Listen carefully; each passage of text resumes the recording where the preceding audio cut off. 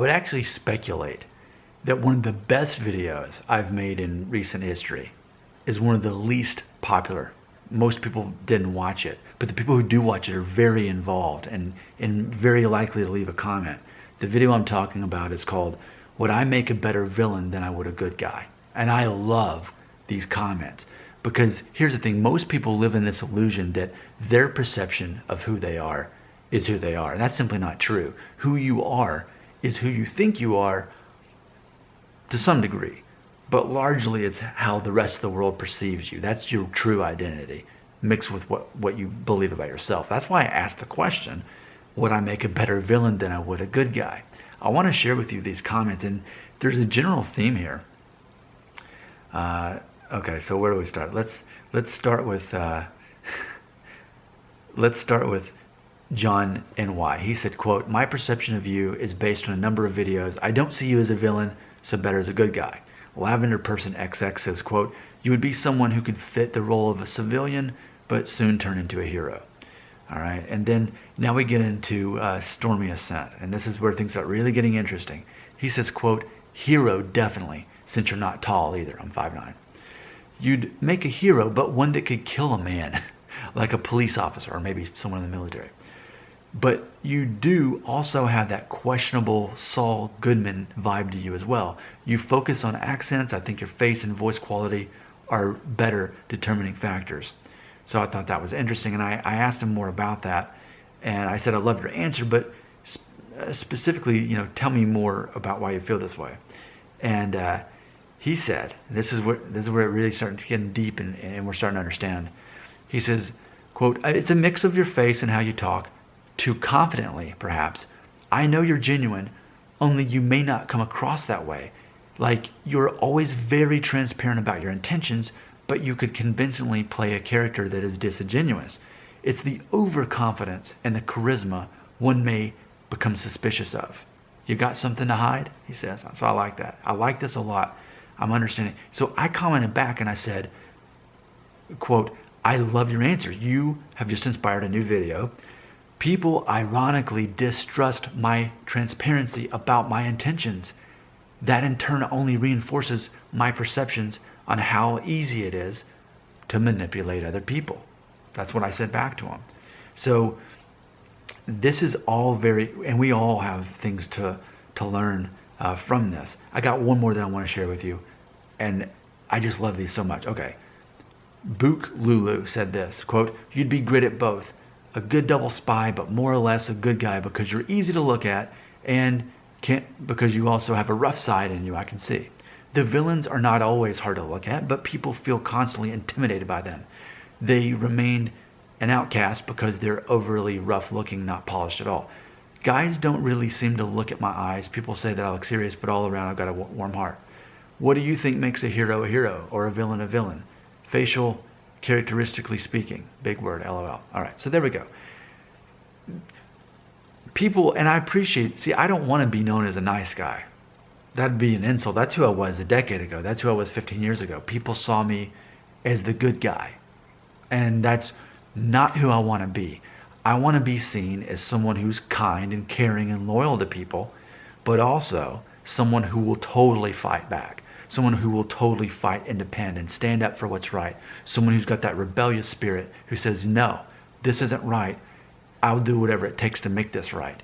And going back to that concept of someone who could kill another person, like a policeman.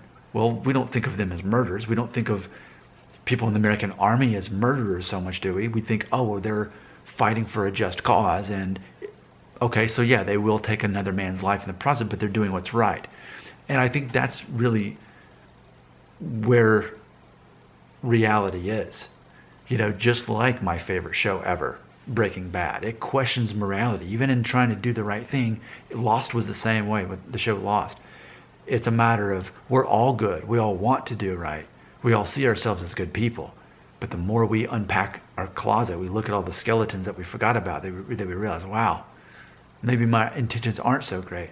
We realize that we're all morally ambiguous. And that's fascinating. And we're seeing that in some of the best shows like Breaking Bad and Lost.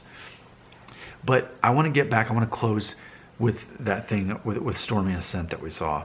and how I was explaining him the irony that part of me that's a villain more than anything is because my superpower as a human being is that I understand emotions better than most people. I have them. I recognize them. I just don't show them to other people unless I need to prove a point. When I get emotional, it's like I become an actor and I'm playing a character. Oh, that person isn't taking me seriously, or they don't believe this.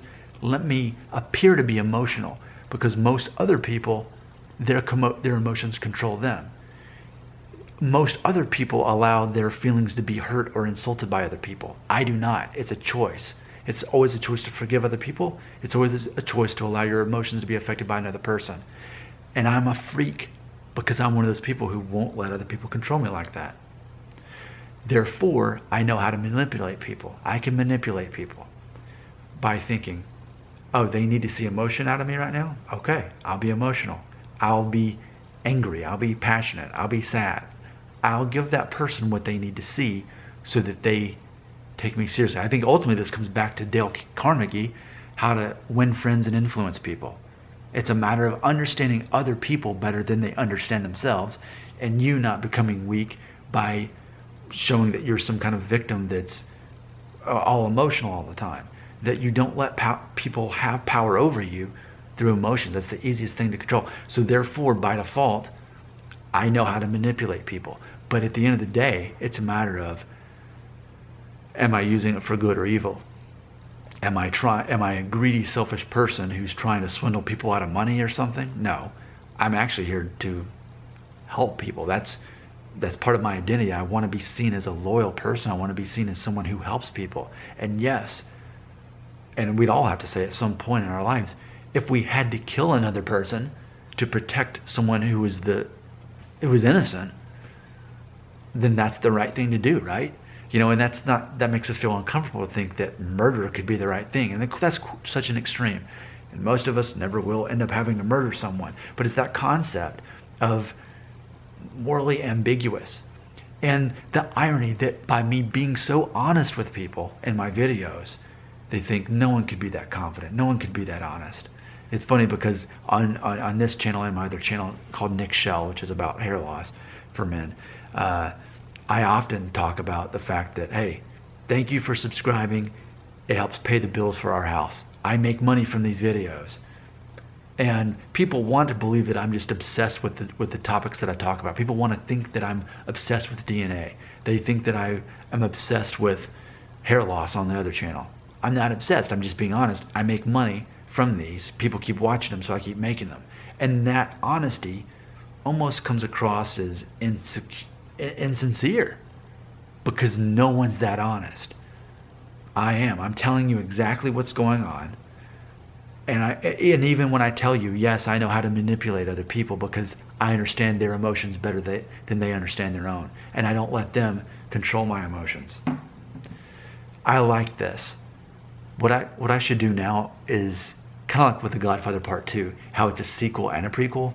I should do a prequel on how I became this way, how I became morally ambiguous, how I am ultimately a good guy, but I've got a little bit of a shady side if you perceive it to be shady, even though it's just me being honest and real.